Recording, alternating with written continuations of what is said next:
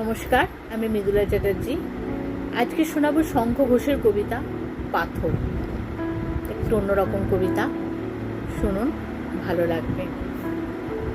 পাথর নিজেই আমি দিনে দিনে তুলেছি এ বুকে, আজ আর নামাতে পারিনি।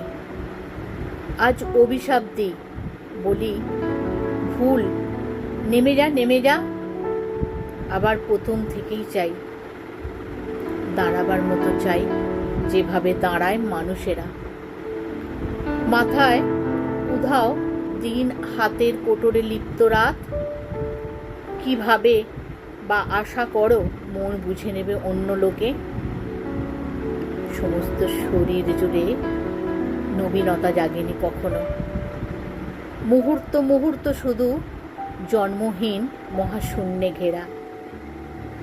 কার পূজা ছিল এতদিন? একা হও, একা হও, একা হও, একা হও।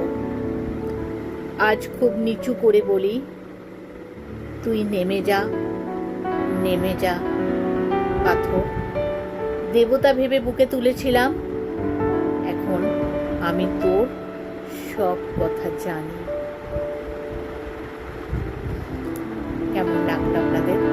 একটু অন্যরকম কবিতা যে শোনালাম, একটু জানাবেন। ধন্যবাদ, সবাই খুব ভালো থাকবেন।